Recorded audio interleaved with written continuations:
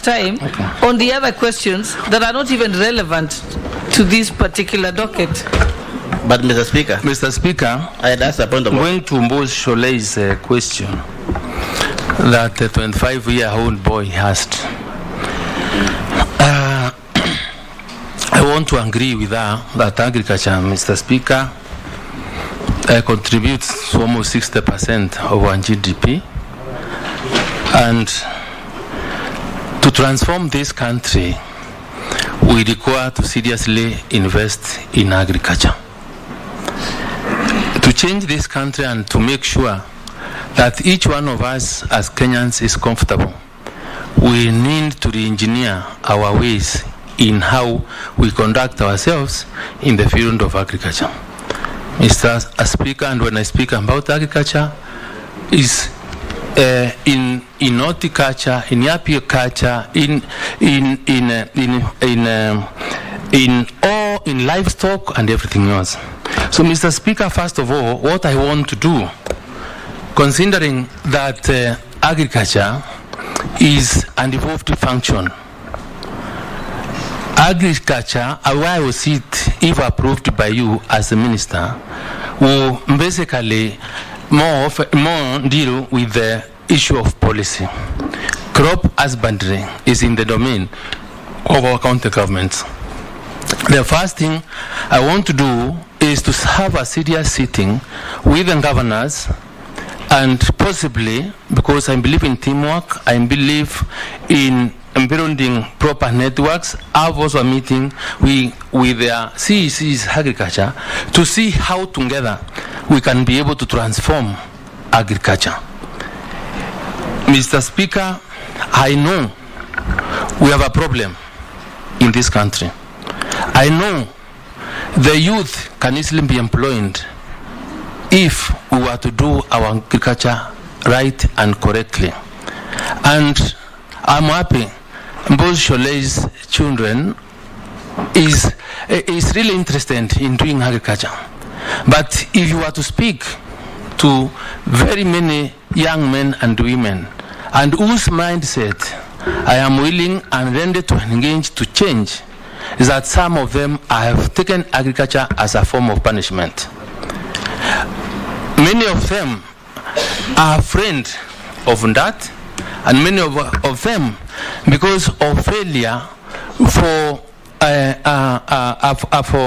guaranteed way of trying to assess what incomes or what you can be able to predictably be able to assess from a crop, have made it very difficult for many of our children to engage in it. So I want to pursue possibilities of how we'll be able to encourage our young people and everybody else to get into the farms and do it. Mr. Speaker, I want to invite, including all the members of parliament here, we cannot be crying of lack of food when we are not doing it by ourselves.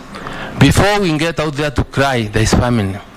What is it that we are doing as leaders from the family level to feed ourselves first of all? I want to ask, to call for a candid, robust discussion on how each one of us can be able to feed himself and run away from the reliance of going to markets to buy food when you are not sure where that food has come from. The question she asked you, the Honorable Linturi, is that what are your plans to ensure that farming becomes more profitable and farmers are assured of a predictable income? Mr. Speaker. Then combine that with a question from Ichungwa that your docket is the highest in employment multiplier effect. What are you going to do to ensure that agriculture becomes a major job creation engagement? Ichungwa, that was your question, right? Yes. Yes. And how you'll dismantle milk cartels in the sector. Take a minute to answer those three questions. Yeah, Mr. Speaker, we now have to see on how we can hand value to our agricultural products. Those that are doing, for example, dairy, we must know how we can be able to engage them from their own farms, from an area where probably you can be able to bring in farmers to pull together. See, for example, collect enough milk, see how we can have processors that can be able to hand value to our milk so that we're able to produce other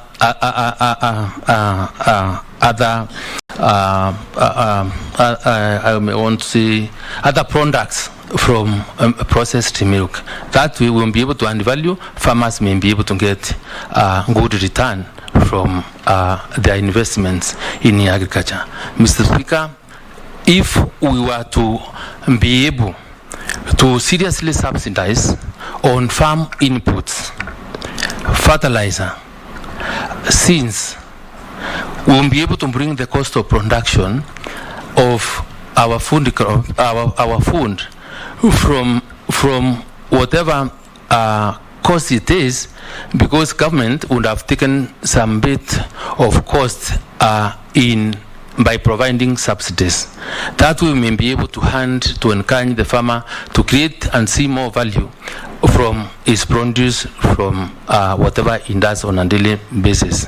Mr. Speaker, I also want to say that if we were to make sure that there is good return, and if we were really to ensure that once a farmer is able to predict what price he may be able to get from the market, then we'll be able to encourage. I want to, Mr. Speaker, to adopt the technology so that I can be able to link markets. And from a platform, when we are sitting by application of e-technology, one can be able to check and know if I'm doing carrots and I'm in Meru or I'm in Washingishu, what is the going price of a kilo of carrots in Kisumu, in Nairobi, and whichever other market. So that way, one may be able to take his produce on how, or to any market that will give him the highest return. And finally, Mr. Speaker, I want to discuss with the county governments to implement the warehouse receipt system. The warehouse receipt system, Mr. Speaker, if implemented, we will be able to hold our food and our produce and be able to sell when markets or the prices of food are good enough for return of investment. Ichungwa raised a question on how we will be able to deal with the cartels in the ministry, and we intend to dismantle them. Mr. Speaker, I also want to say that I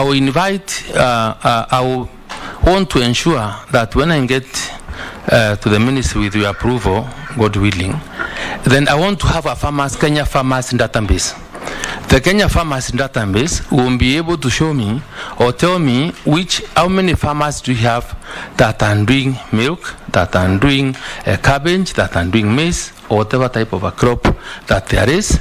And that way, even when we get to making subsidies to the farmer, then we can with precision say which farmer is going to benefit from what subsidy, whether it's seed, whether it's fertilizer, and that we also would require an e-voucher system so that in partnership with our National Cereals and Produce Board or agrovets, we can be able to make sure that person that really benefits from the subsidies that we'll be giving as government are the really people that require that particular support. To increase productivity, Mr. Speaker, and for value, we also may have to go an extra mile to educate our farmers on what best crop grows where. And with that kind of data, then we will be able to maximize on productivity and avail information to our farmers so that you do not plant timbale in an area that requires you to plant rice. Or if you just wake up in Meru, designed our plant maize here, yet milk cannot do very well in that particular ecological zone. So getting information to farmers will be critical, moving along with them will be very important, and customer education and training will be very critical if we really have to produce maximally and farmers get really value of their produce. Mr. Speaker, to deal with cartels, as Echung was saying, these cartels are the same, are the cartels that when you give subsidies of fertilizer, they wait for the fertilizer, buy it, store, repack, and then sell those at exorbitant prices. We will require, Mr. Speaker, to really map out or be able to get the numbers that are supposed to benefit from these subsidies, and this I intend to use an e-platform where we will have a record of all the farmers that we are talking about, so that the final beneficiaries of our subsidies, our knowledge of the information that we want to disseminate as a ministry, then go to the right people. Thank you. I'll take 5. So note them and answer them. And this time